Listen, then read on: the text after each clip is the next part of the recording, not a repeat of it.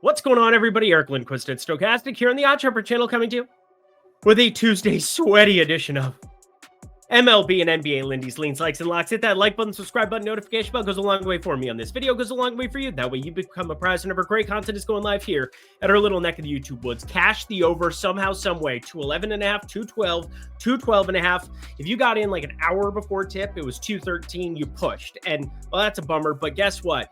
Everybody who bet it night before, morning of, afternoon, you all cashed your over in that game somehow, some way.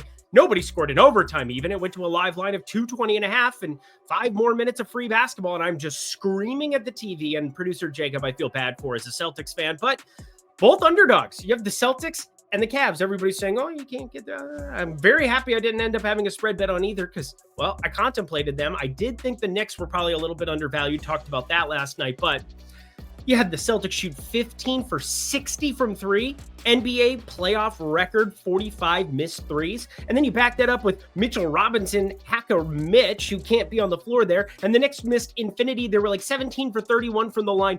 It was the most horrendous shooting display ever. And we cashed a ticket. So you know what? I'm thinking this is the change of a little good variance for me, a little bit of run good. So I'm excited about that. If you're excited about MLB and NBA, hit that like button. We'll see how Seattle fares here in the evening window. That game's about to start in 10 minutes, but coming to you right at 10 o'clock Eastern, 7 o'clock Pacific. Oh man, what a sweaty, ridiculous game that was in the NBA. Heart starting to... You want to know if I'm betting or not? I'm betting every damn day with you. It was the craziest I've felt in a long time staring at that. Plus, Eitan Shander and the Lindy and friends. I'll talk about that when we talk about Lindy 5 at the midway point. He cashes a plus 1,100 ticket for everybody. 10 plus for Peyton Pritchard, 15 plus for Drew Holiday. Just a genius little ticket. And boy, it came to fruition. Peyton Pritchard does have a spot in this series, especially if everybody else misses threes. But no time to dilly-dally. We've got 16 MLB games, 2 in the NBA, including, you thought my heart was palpitating now, Minnesota hosting Golden State tomorrow night. Yeah, and then Pacers, they're going to go up. They're looking to go up 2-0. We'll talk about the ins and outs. Interesting injury report on the Cavs side. So without further ado, let's all give our sorrow to producer Jacob. Although I think the Celtics will be fine. Let's get to the picks. We begin our boarding walk here with Alex Call's stolen base. So I was a little bit bummed out. And some people were like actually mad on me on X, but I had Alex Call just laddered up, single game parlayed up, everything. He goes from the 7-hole, and I guess he was in the 5-hole one day, but 7-hole to 9-hole basically throughout the entire beginning of the season, or just being out of the lineup period, to being the number 2 hitter today in a game that ends up getting rained out. He was going up against Luis Ortiz, and Luis Ortiz, you want to target some stolen base equity there. You really, really do, and we want to be quiet about it. You don't want it to be too crazy, although I did post over on X about it. I just wish the numbers would just identically go into tomorrow, although that won't be the case more than likely, and we'll get nuked odds. It's going to look way worse. I mean, CJ Abrams at like 23-1 for 2+ hits and 2+ stolen bases. You got 73-1 on Alex Call up there in the 2-hole, and that's the whole point of him getting upgraded there. But we got him, and we got low home run. I ended up betting that. That got voided as well, plus 620. We'll see where it opens here when they look at the split doubleheader. So same pitchers in the first one, Luis Ortiz and Cole Irvin. Next one, you've got, it's projected to be Ben Lively for Cleveland, Brad Lord, but that can always change. Pay close attention. Doubleheaders, I feel far more confident leaning them going forward purely because I don't want to put information out there that ends up changing drastically overnight. I think you probably appreciate it too. We got the Dodgers and Miami up next, and Miami is at 2.5 here.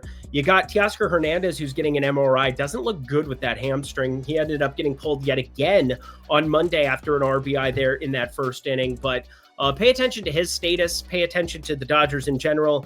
I think plus 2.5 on the Miami side would be interesting, but Tony Gonsolin is awesome. Cal Quantrill sucks. I totally get why these odds are here, but it's going to be a worse iteration of the Dodgers lineup. And yes, Freeman, going to be ridiculous. Ohtani ended up betting that. I mean, I'm not even like celebrating. Plus 285 was a joke of a line that you were able to get today. Plus 275 over at FanDuel, plus 255. I think I saw a lot. All of those were in play. Hopefully you bet those. I ended up firing it up over on X at Eric Lindquist. If you follow me there, you get all my home run plays. Plus, here on the Oddchopper channel, have that short, Lindy's, long balls. Check it out. Started on May 1st, have everything tracked, everything covered for you. Hopefully, Ludus Gurriel can go yard for us tonight. Saw Corbin Carroll homered right off the bat. That was hurtful. Texas Rangers, Wyatt Langford. Speaking of hurtful, it is hurtful that Lucas Giolito's in the big leagues if you're a Red Sox fan, because he's pitching for your team, and it's not good. 369 xWOBA in that first outing, 569 expected slugging. Did have some strikeout stuff, but there's going to be some guys with tons of power, and it looks like good hitting weather in Fenway for tomorrow. The total kind of indicates that. I hope we don't get some crazy nuked price. And Corey Seager, lefty power, doesn't play as well in Fenway as people might think it does. So yeah, there's a reason Bregman is seeing some expert launch angle over the Green Monster. If you can get some launch on it, plus, you have a backstop if you just hit it hard against the Green Monster for doubles and things of that nature. But Wyatt Langford looks really, really good. He's been on the card a lot. 366 xWOBA, 501 expected slugging, has that 43.8 degree hard hit, and the key, 19.6 degree average launch angle. Giolito, fly ball pitcher, giving up tons of homers to righty back in 2023, was out 2024.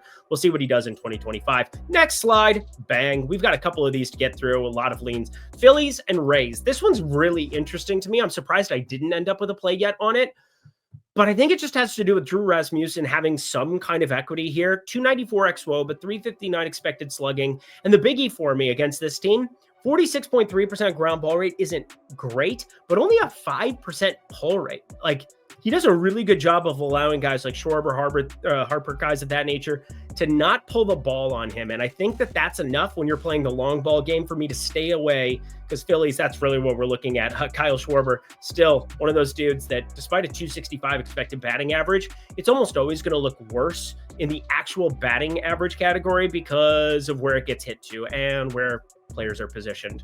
Again, it's not as bad as it would have been with the shift, but it feels good. Cincy taking on Atlanta here. I'm interested in this under too. I'm surprised this didn't end up as a play. I really do think Andrew Abbott's shown out really early on this season, and Chris Sale also looking good. Andrew Abbott goes up against a lineup that Marcell Ozuna, Austin Riley, and despite what you saw on Sunday, same thing I said before, it's really hard on righty power. So Andrew Abbott also doing a good job at limiting it. 25% hard hit. Does have that 21.4 degree launch angle. Does have 11.4% barrel percentage. And I think the key for me is the 15% walk rate that just freaks me the F out. So I'm going to stay far away from that game for now. Although, again, I'm just surprised it didn't show up on the card. The White Sox in Kansas City. India, we're looking at Jonathan India and Vinny Pasquantino RBI single game parlay. So we're looking at the India run, Pasquantino RBI. DraftKings doesn't even allow you to do this. FanDuel does, but the best prices I've found have either been at Novig or Caesar Sportsbook also ended up really nice. Jonathan India, Pasquantino ended up on that nice single game parlay. Of course, they both go yard. I didn't have the home run combo because I didn't think that was going to happen. And then 7 home runs in that game against Kyle Gibson in Baltimore, most of it against the bullpen. That was even more impressive to me. But look at those single game parlays. I think that's going to be something I start doing for like quarter units more often in the premium Discord. We cashed that one on Sunday. Nothing really looked that good for Monday for it. All got nuked. Also had a lot of rainouts. So is what it is. And the Yankee game just had weird weather throughout, so I stayed away from that as well. Houston Astros taking on the Milwaukee Brewers. Hayden Wesneski, not been so pretty for him in starting off, but gets a little bit of change of scenery getting out of Chicago, which, I mean, Chicago's pretty damn good at baseball at the moment, so you kind of want to be hanging out there if you could. But the other big thing here is Mr. Patrick on the other side, Chad Patrick. Hard fly ball launch angle, but Jordan Alvarez now on the IL. I'm not going to be trusting Houston for a little bit going forward, be leaning towards Milwaukee as well, but Hayden Wesneski, that fly ball contact. Christian Yelich, can he help him get some launch angle? Yelich did go yard today. Back looks much better. Nice to see him staying healthy for once. 49.4% hard hit is nifty. Only the, negative 0.7 degree launch angle. Yeah, we got to work on the launch, but the total bases looks much better. So yeah, home run plays are tough to come by with Yelich just for now till we improve on that launch. Next slide. Producer Jacob is crushing it. Kyle Tucker. Much better hitting weather, although it's still cold as shit, 50 degrees there, only 6 mile per hour wind. It's still one of the most affected ballparks for wind. Even 6 to 8 can really matter here, so pay attention. It's Justin Verlander, noted fly ball pitcher for what it's worth, but the game environment should be enough here. I would want better than plus 360. I'm not sure that we get that here for Kyle Tucker home run, although some of the numbers were crazy. And Carson Kelly hits his 8th at plus 900. I was staring at that, talk through that. Kyle Kerm's program. I'm like, I should maybe bet that. And I didn't bet it. And of course it goes yard. Pittsburgh taking on St. Louis, plus 1.5 on this one.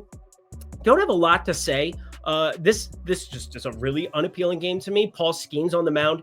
I know everybody wants to talk about it. Made some money on his under 6.5 strikeouts. Curious to see where his strikeouts open at this one. But yeah, premium Discord, we ended up profiting. One of the bright spots in a dim world last week, although feel like the tides are turning, especially after that over in the NBA streets. Now just 7-0 on my last 7 NBA plays. That feels good. Feels right. St. Louis, yeah, there's just no way I'm going to back Matthew Liberatore in this spot against Pittsburgh, although it is Pittsburgh. Looks like better hitting weather in St. Louis. And Detroit, Colorado. Looked cold AF there in Colorado. Doesn't affect it from, it's still a mile high. Is what it is. But there's nothing really all that appealing for me in this spot either. Under 10, just going to be a lean. Notice how there's no night games. I have 3 bets on 3 night games coming up. So without further ado, well, actually, we're going to have one more ado. Lindy 5 before we get to the likes. Lindy and Friends, exclusive Discord friends. If you want to jump in and get all these plays early, including incredibleness from my friend Eitan Shander. I mean, the parlays he put together today was just absolute perfection. Sometimes people get this rap where you can't parlay things. It's not that I don't like parlays. I mean, especially in the pick'em streets, you're forced to parlay, but I do think that some people just get carried away with unnecessary legs. That's never really been a big part of my game or anything that I do. Hopefully you understand. It's coming from a mathematical approach, but Eitan Shander is starting to figure this shit out big time. And he and I have been friends for years and years and years, co-workers for years now. And I love that he is in the Tails Discord. Lindy and Friends exclusively for you. And as if, some of the straight bets I put out feel pretty darn good, except for Cincy first 5 where, they got no hit. Way to go, guys. But Eitan Shander, man, shake and bake. The guy was legendary. Plus 11 there on the Drew Holiday, Peyton Pritchard, single game parlay that just smacked that ass. Plus, we had a baseline number there on the early one that was even heavier. So 150 in, 500 plus out at Bet365, as well as the 50 in, 600 out. Felt good, felt great. Eitan Shander and myself and Greg Ehrenberg in the futures department hanging out in Lindy and Friends. Lindy 5 at the link below. $5 for your first week, less than $1 a day. Come on in. The water's warm. All right, let's get to some plays. The MLB streets are pretty straightforward for me today. I have 5 plays, and we're going to start with a homecoming of sorts for Michael King. Now, this was rain again, on again, off again, on again, off again here on Monday. Pretty annoying stuff. Usually, when I can kind of see the tea leaves with that, I'll try to short some pitchers, maybe try to find something here or there. Again, don't do anything crazy to get your account limited by showing insanely sharp action, but it's nice to capitalize on some of those single game parlays from time to time where you do have weather affected and you can get pitchers pulled and you can get limited pitch counts. We've gone for some shots on that one. Oh my goodness, Nuggets. OKC tied up 26 apiece. Anyway, that's on in the corner. We've also got this in the corner. Michael King, nobody puts baby in the corner. 266x WOBA, 29.5% K rate, and the big thing for me, 64% zone swing percentage. And everybody's chasing. Everybody's whiffing, going up against that lovely changeup. You set up that changeup with the 4-seamer and sinker, and life is good if you're Michael King. Now, you have a weaker lineup. Jazz Chisholm on the IL here for the foreseeable future. They've got this Jorbit Vivas character who I don't know what to make of him yet, just getting his first stint at the big league level, 4 batted ball events. But you work through this lineup, and JC Escarra going to be catching from time to time over Austin Wells, just depending on the matchup. And Clark Schmidt out on the mound has been good, 204 expected batting average, but a 13.8% walk rate, and a San Diego team that's extremely patient at the plate, especially with Tatis and Machado and Araz. Luis Araz has a 1.7% K rate. Do you know how dumb that is? 1.7%. What are we even doing here? Yeah, I'll take the dog. -105, slight dog for what it's worth. Some books have this at -110 each side, so let that be known. But -105, San Diego would play it up to -115. Minnesota's going to be rocking tomorrow. We'll talk about my Timberwolves that are playing at the Target Center, but not even across the street. On the same side of the street, Target Field. We got the Minnesota Twins and Pablo Lopez hosting the Baltimore Orioles. And let me just, oh yeah, Cade Povich, not good. Confirmed not good at the pitching of baseball. So just to cover Pablo Lopez, 280x WOBA, beautiful stuff. 3.6% walk rate, beautiful stuff. Can we get some Babbitt luck in the course of 2025? That would make me happy. But my favorite play on the card is not anything else other than a home run, of course, home run. There's no way that this won't be on Lindy's long balls tomorrow because despite the fact that Byron Buxton's been an absolute god, 14.8 degree launch angle, 55.3% hard hit, There's a guy who has an even better home run profile right now, who's routinely moved up to the 2-hole now against lefty pitching. And who am I talking about? None other than Ryan Jeffers. 49.3% hard hit. Don't know why I can't talk. 16.9 degree launch angle, though. That's 2 degrees higher on average than Byron Buxton. Now, when it comes to barrels, yes, Byron Buxton is still the GOAT. And you've only got an 8.2% barrel percentage this season so far for Ryan Jeffers, whereas 2020 through 2023, it was routinely north of 10%. But you get one of these guys out there who just has no strikeout equity. And Ryan Jeffers has been doing a great job of avoiding strikeouts as is so far this season, 16.7%, half the strikeout rate of Byron Buxton. It's not that I disagree, because I do think Byron Buxton rightfully has lower home run odds, but Ryan Jeffers, I can get upwards of plus 400 right here at open. You want a quarter unit, and you want it on Ryan Jeffers at that number, but anything better than plus 380 on the card, it's about expected value, friends, and this should be closer to that middle 340, 350 type number. Toronto plus 1.5 taking on the Los Angeles Angels, minus 108, minus 108, both sides of it. Again, the run line could go either direction, basically, although the reason that you're seeing these plus 1.5s on the road team when it's minus 108 on both sides is the 9th inning, the other team gets to go to bat, and they get to play towards the score, and it's always an advantage to the home team. Do we have that conversation yet? We haven't had those conversations about totals and things that I look for in run lines and why it is that you should or shouldn't combine certain things with run lines. Like, people who bet minus 1.5s with unders just make no sense to me. What are you actually doing with your lives? Do we understand fundamental math?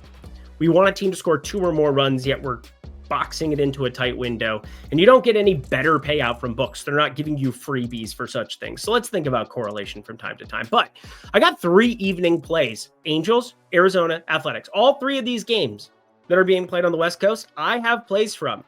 And it starts here with an over of 9. And you're going to sense a little bit of a trend here. Mr. Anderson is the starter out on this side. Know the rules of your book too, because there's no official starter here on the Toronto side. But I'm pretty positive it's going to be Eric Lauer, who did not look very good to me in his first start. He did have 12 whiffs over the course of it, but 77 pitches, 2 earned runs, 3 hits allowed, only 4 innings pitched. Not a ton of ground balls. That's never going to be his calling card, but he wasn't good in Milwaukee. He's not going to be good here in Toronto. It's just not good. So 2 weak southpaws. I get the Angels don't have Trout there. I get that it's not the greatest hitting environment, but it's a positive hitter's ballpark. Give me the over of 9 for these teams, Toronto especially. 4.5 team total plus money looks pretty good too. Maybe put quarter and quarter if you want to go that way. The Mets in Arizona, yet again, the roof is going to be open. I don't have a funny bit. I thought I was going to come up with a funny bit there. I didn't come up with a funny bit. But anywho, Seattle didn't score in the first inning. All right. So we're not going to automatically win that bet right from the get-go. That's a bummer. I thought you'd cash that one before it was all said and done. But Lourdes Gurriel struck out looking great. Dipshit. Can we get a homer, please? Plus 800. That would make me very happy. Plus, you're hitting the ball very high lately. Anyway, over 9 yet again. Going to be standing out for me in this one because even though it's Zach Gallen and he's generally been my boy, really hard fly ball contact, 17.8 degree launch angle, nearly 91 miles per hour off the bat, 10.8% walk percentage, and a 10.6% barrel percentage. And David Peterson on the other side is going to start getting walloped sooner rather than later. Might as well start up against Arizona. Now, Arizona, not necessarily the team that I'm always looking for against lefties, but they never strike out. 15.8% strikeout rate against southpaws on the season. Only an 88 WRC plus, but the roof is open. 300 expected batting average for Peterson, 54.1% hard hit percentage. If he's not getting strikeouts, the ball's going to get hard. Can we get some batted ball luck to go our way? Over 9, I like it. Let's get to the last play. I think you probably know where I'm going with this. Seattle and the Athletics rounding it out for us here. We got Hancock and Mr. Springs. You can be my Jeffrey Springs. If I could go back in time and date any chick, I'm pretty sure it's Stevie Nicks. Actually, that's probably terrifying. Don't know if I'd want to do it. Yeah, I would. 100% would. Anyway, Jeffrey Springs, Silver Springs, as I like to call him, 29.6% hard hit. Really lovely. 21.1 degree launch angle. Not as lovely. The strikeout rate, the walk rate, not as good this season, but Emerson Hancock 310 expected batting average, 360 xWOBA. We're not going to go out of our way to target him like we targeted the Athletics there with the Mariners here with the lock on Monday. Hopefully that can come to fruition for us. I'm watching that in the corner of the screen here now. 27-26 here in the NBA. Whatever. You just want to play? I'll give you a play. Over 9.5 is plus 105 at open. There are 9s. Hopefully there are some 9s out there too, but I wanted to put a little bit of something on here for you. So quarter unit here, hoping that we get some more books that show up with some 9s. I would rather bet that inside of minus 115. That would be a huge push to have on the 9. That would feel really good, but wanted to have a play here rocked up, and well, I'm not going to put 9 there for a prospective play. It's what I bet for a quarter unit as of right now. I'll add another quarter to it. If I can get a 9 inside of that minus 115 number, that would make me very happy. But otherwise, I'm happy to add another quarter to 9.5 plus money. That's useful. So over 9.5, this ballpark, man, should play a lot better without the wind blowing in there on Monday. On Tuesday, looks like it'll be blowing out a little bit. Ooh, run creation, baby.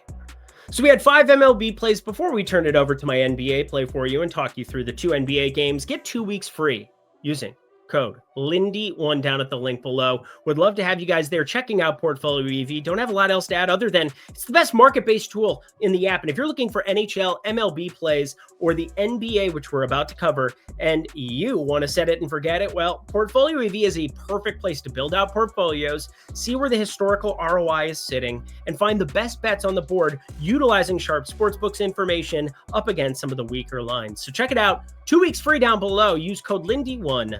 Back to the picks we go.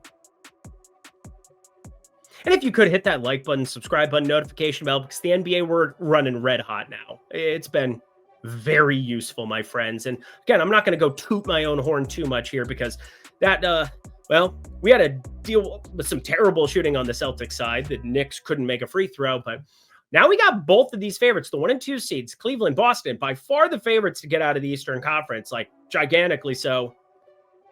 They're down 0-1. Indy, 10-point dogs going into tomorrow. Now, we've seen this move to like 9.5, 9 at some spots. I will say this. I would actually be surprised if we didn't get the combination, like at least one of Garland, Mobley, and Hunter playing basketball tomorrow. But all 3 are listed questionable, and Mobley did not look good. He wins Defensive Player of the Year and proceeded to get beaten up on defense and turn his ankle, and things were not very pretty for him. But heading into tomorrow, that does create one opportunity and one opportunity alone for us. And I think it will be Jared Allen's season in the event that you get Evan Mobley out of this game. And I don't think I can single game parlay anything now, talking about it Monday night. Earlier in the day, there was a window where you maybe could have, and I know that some sharp people, my buddy DK DFS over on X, he definitely did so, and here in Tails as well. You can sign up for his package at NBA and WNBA coming up soon. He's just absolutely crushing. Might be covering a couple of those at the tail end here. Didn't have any golf plays last week, so that was not applicable. We'll see tomorrow, but Indy plus 10 taking on Cleveland. It's a big number for what we just saw from Indy, and with these 3 massive Q tags, I'd be inclined to snag some points there, but for the time being, the guy who sees a huge rate increase and should see an increase in minutes for sure is Jared Allen. He's minus 120 at DraftKings to double-double.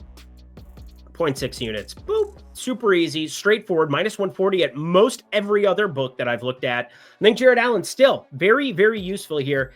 And obviously Mobley, it would be nice to have him. Oh, Fernando Tatis just got ejected. That was dumb. Anyway, that's my NBA play. Let's talk about the game I'm so terrified of. Many of you know I'm a Minnesota Timberwolves fan, and many of you just learned that now. But either way, we're 7.5-point favorites. Favorites against the Golden State Warriors, the 6 and 7 seed matching up. Who'd have thunk that? I guess it does speak to the depth of the Western Conference, whereas the Eastern Conference, it's chalk. Straight chalk. But Golden State, 7 seed, heading into Minnesota, and these teams, when they matched up earlier, we've seen Rudy Gobert put Draymond Green in headlocks. We've seen Ant just basically that was Phoenix that he did the actual thing, but he did tell some people to S his D the other day in LA. That probably wasn't very nice. But Golden State, this is going to be fascinating. They played on Sunday. Game 7, Buddy Hield goes scorched earth on the world, makes everything. And now they head to Minnesota.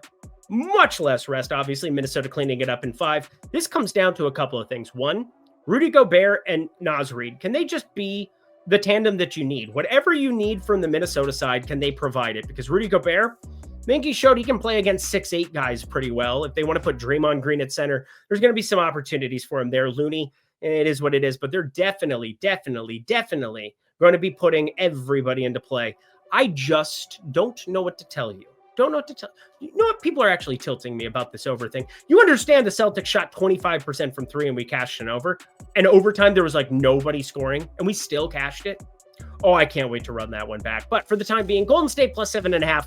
It's too wide of a number, and I'm not going to bet it because I'm a Timberwolves fan. I don't want to be a homer. I don't want to hear from any of you about this game. I'm so terrified. I'm so nervous. But Naz Reid might single game parlay some of his stuff together because I do think there's an opportunity for him. Also, Nickeil Alexander-Walker, this should be a series for him going up against Steph Curry. You're looking for another contrarian single game parlay piece. He is probably it. Could see a lot more minutes than Mike Conley when they need his size length on Steph Curry, Buddy Hield. That combination needs to get shut down. Mike Conley can deal with Brandon Podziemski for the time being, but other lineup iterations feel much better with the Golden State side getting the points, but I hope I'm wrong. Just a lean for now, not a play, not a play. And that does it for an 18-game edition of MLB and NBA Lindy's Leans, Likes, and Locks. Pay attention to that doubleheader. I'm going to be in Premium Discord all day. It's kind of nice when you get everything starting at 6 p.m. Eastern Time, 3 p.m. Pacific, and later. It allows for me to really focus in on you guys, and then I can leave and record in the evening, but I get all morning, afternoon to work through plays with you. I'll have Lindy's long balls over on X. Hopefully, Lourdes Gurriel can get shit together and hit a home run for us here tonight. That would make me very, very happy on that program. Otherwise, let's keep it rocking. And obviously, Seattle going to go sweat the crap out of that one. Producer Jacob, thank you so much. Celtics will get it together. Until then, friends, I'm Eric Lindquist. Best of luck in the MLB and NBA streets on Tuesday. Thank you, Overtime. Let's go.